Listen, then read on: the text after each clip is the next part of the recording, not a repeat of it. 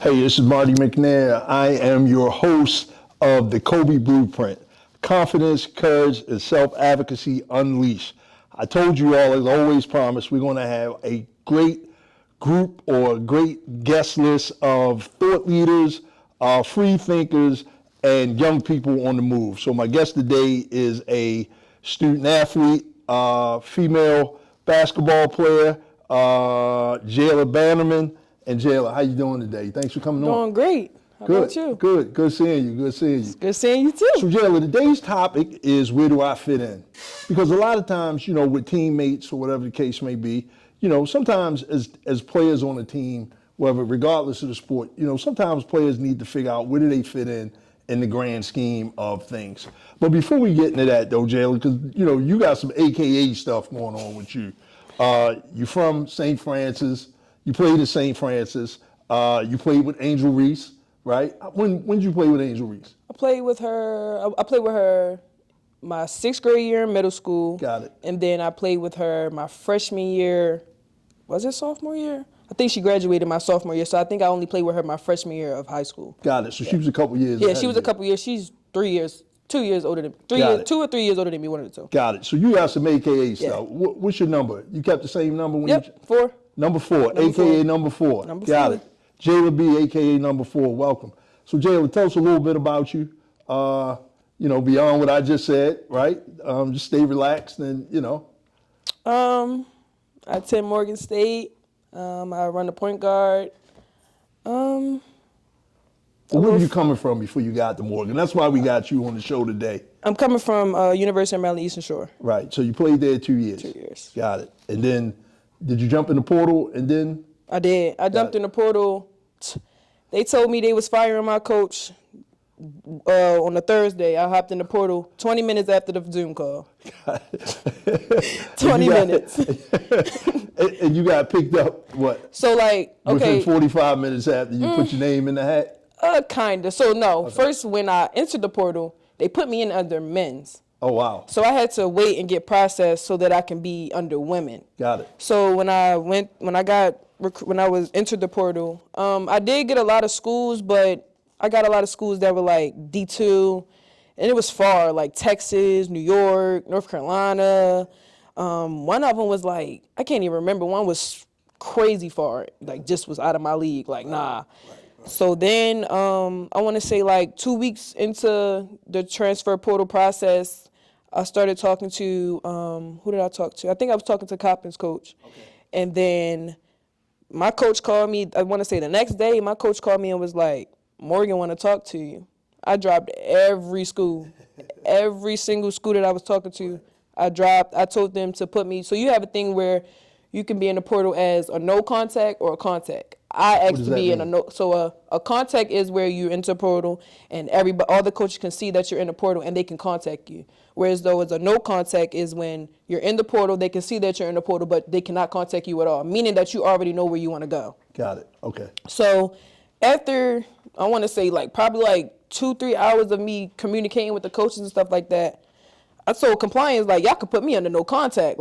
I'm good. I know where I'm going. I'm going home. Right. So the recruiting process, it was all right to me. It wasn't bad. So okay. Preferably because I already knew where I was going probably after the second week that I was in the portal. Got it. So okay, but let's back up though, because really, you went to UMES, right? How'd you wind up going there? What high school did you went to St. Francis? Went to St. Francis, so I ended up going to UMES. So for one, let me say this, I didn't think I was going to go to school to play college.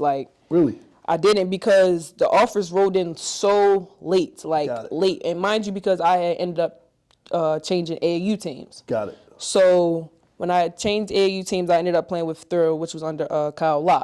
Yep. So once I went to him, I knew I was good. I knew I was going to go to school for free. So tournaments came around, and we had a tournament at Spooky Nuggets up in PA. Yeah. And the tournament was over. That was the last tournament of the season. So I'm in my head it ain't no way I don't have no offers. I know I'm good. What is the issue? So what happened? So my coach contacted me, and Coach Kyle contacted me, I want to say 2 to 3 weeks later, and he knew a coach that was at Eastern Shore already, which was Sydney Riggs.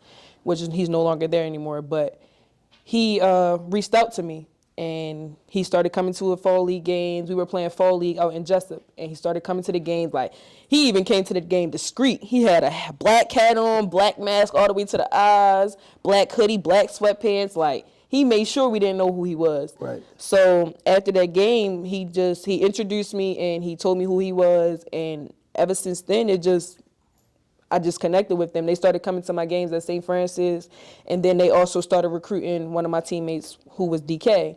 So they recruited her as well. So we went on our visit, and then we committed on spot. Like, we went in together. Like, you gonna go, I'm gonna go. You gonna go, I go. Right. And it was just a kind of team thing. Like, we just went together. So that's kind of how I got the Eastern Shore. So that's how you got the Eastern Shore. Yeah. Then some things change, as far as coaching staff. Then you get to Morgan, right? Now, you were playing the 1 or the 2 at UMES? I was playing both, so combo. But you came in starting, right? I came in starting, yes. Got it. You came in starting, and, realistically, we know that a lot of times that's not always the case. And our listeners are high school kids, and basically, a lot of times we just try to keep realistic lessons with them in regards to that, right? So like you just said, hey, this is what happened at this level. And one of our sessions, we talk about resilience and we talk about confidence, building confidence. But the main thing, with K.O.B.Y is we teach life lessons, right? Because I'm sure you probably had no idea in a million years. You probably thought, I'm going to finish my 4 years off here at UMES, right? And the main thing is, one of the lessons that we always try to teach young people is things don't always go the way that you think they're going to go. For real, because right. Not to cut you off, but I honestly thought that I would be at UMES all 4 years. Like, I planned on never going anywhere. Like, I always told my coach, like, if you leave, I'll leave. You stay, I stay. Right. So I just always thought that he would be there my whole 4 years. And like, when that changed me. It how? Changed me. Tell me how. So it changed me because going into Eastern Shore, me and my head coach, Coach Batchelor, we had a very great relationship. Like, he was like a father. Like, he made sure that his girls were good. Like, he took great care of us. Like, no matter what any other people said, like, outside of that, he took care of us. So when they was telling us that they got rid of him, like, it kind of broke me because it's just like, I put my trust in the coach. The relationship is good. We got a great chemistry. He knows me. I know him. He know me inside and out. So it was just like, dang, like, y'all took another piece of me. So I'm loyal. I'm loyal to who's loyal to me. So when they took him, they took me too. I'm like, nah, I gotta go too. Like, I feel like I had to do what's best for me, and I feel like me transferring was best for me. Got it. Yeah. So I'm gonna go Arsenio Hall on you. You don't remember that? My Arsenio Hall used to get up on his guests like that on the show where he would really get into some deep conversations. But one of the things, you talked about that relationship with a coach, right? Now, when you were in high school, one of the big things, like, how important was it for you really to advocate for yourself, right? Like, was that something that you learned in high school, or was that something that you learned in college? Or how important is it to have that relationship? Or most importantly, now I won't even talk about relationship, I want to talk about, because you all had a partnership. Yes. Right? It was expectations on both sides. That's what partners do. We both bring something equally of value to the table. What was that partnership like, and how did you establish that partnership? So it was just also, it was a 3-part question. Did you learn that when you got to college or prior to getting there? So I did. I learned that when I got to college. I didn't really, well, I can say I learned it a little bit in high school because starting off when I got to St. Francis, I didn't really play. I sat on the bench for 2 years. I didn't know that. I didn't play at all. I was playing behind some great players. Sure. Like, as a freshman, but as a freshman playing on varsity, that's what comes with it. Like, I never played JV a day in my life. I've been playing varsity since. Yeah. So I was sitting on the bench my 9th and 10th grade year, and over time, I'm just like, what can I do? Like, what can I do? And I just went to my coach, and I was just asking him, and we just had that connection where he could tell me what I needed to do, and I also told him what I felt like he needed to do. So, like, when he was telling me what I needed to do, just be a team leader. Like, you're not playing, so just be a team leader. Be a voice for your team. Advocate for your team. Just be there for your teammate. Like, that's really all you can do as a person who's not playing. That's really all you can do. Right. Yeah. All right, so you said something that was very powerful and insightful, because a lot of times, really some kids think just because, hey, I'm this type of player, everybody wants to come in, and parents have a lot to do with that as well. Oh, my son should be playing Yes. varsity. There's no way in the world the coach was going to play you over Angel Reese. No, And you're I a already freshman. knew. Right, Shoot, exactly. I already Like knew. it wasn't even. But again, the thing is, so the goal, the topic of today's episode is where do I fit in? Mm-hmm. So you learned early where you fit in at. Am I right? Yes, I did. Like you said, if I'm not playing, obviously I need to be a team leader, team supporter. Obviously, I need to be somebody that empowers my team or supports my teammates along the way. All right, so now you done got to the collegiate level, you at one school, everything going well, and there's a bump in the road, right? Now, here you are at Morgan, and the thing is, I tell young people this all the time, everybody, you might be a 5-star athlete, and you're a big fish in a small pond, right? At your high school, but then you get to the next level, everybody on the team is... Everybody, you get to the next level, everybody, the same talent you have, everybody has. This is not high school where you're nice, you suck, you're nice, you suck. Nah, everybody is good. And that's one thing that shocked me too. Okay. Like, I was like, going into the freshman year at UMES, I didn't think I was going to play. Like, I knew I had the skill to play on the collegiate level, but I always used to hear like, oh, freshmen don't really play, freshmen don't do this, freshmen don't do that. So going into college, I had the level head of like, oh, I'm not going to play. Like, let me just go in here, go to practice, go to summer workouts, and just go ahead and go through it. But when I got there, all I realized is just hoop. Just play basketball. That's literally what you're here for. Just play basketball. So I was just doing what I do, and that helped me a lot. Like just literally just playing basketball and just putting my focus in my mind on basketball. Got it. And that's what I did. Like I just hoop, just do you, literally. Sure. So okay, now you're at Morgan, right? What does that feel like? Where do you fit in? Like, because that's today's topic. Like, where do I fit in? Where do you fit in? I'm still trying to fit in. Got it. I'm still trying to fit in. That's really an honest answer. Like, I'm still trying to fit in because it's different. Like, when I say completely different, it's completely different.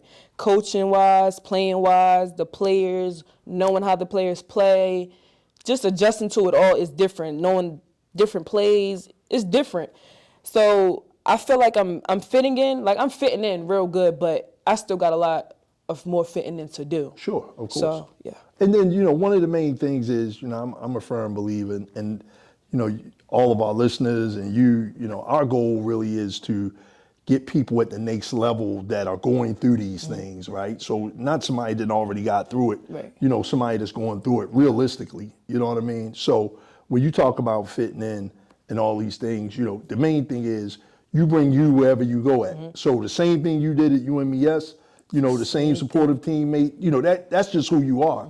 You're playing, the sport that you love. So again, that follows you, and a lot of times, even when you look at certain guys, especially, let me back up because, I have an opportunity and I talk to a lot of NFL guys, especially retired NFL guys, right?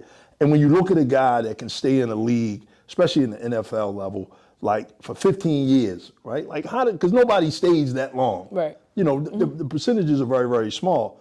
And one of the things when you hear guys, somebody that said, man, I was in the league for 15 years, 16 years. And one of the things that I consistently hear them say where the best ability is availability. Okay. You know what that means? Kinda. What that means is, guess what? Long as I'm ready all the time. All the time, I'm be good. Right? Long as I'm in position all the time. So therefore, the person I'm playing under may get hurt. Guess what? I'm stepping right up. So again, as long as you're in that position all the time, right? So now let's go back. When you got to college, right? The whole fit in thing. But what's one of the lessons? Because you said you got shocked when you went to college. Yeah. What's something that you wish you would have been prepared for at the collegiate level? Somebody would have told you in high school.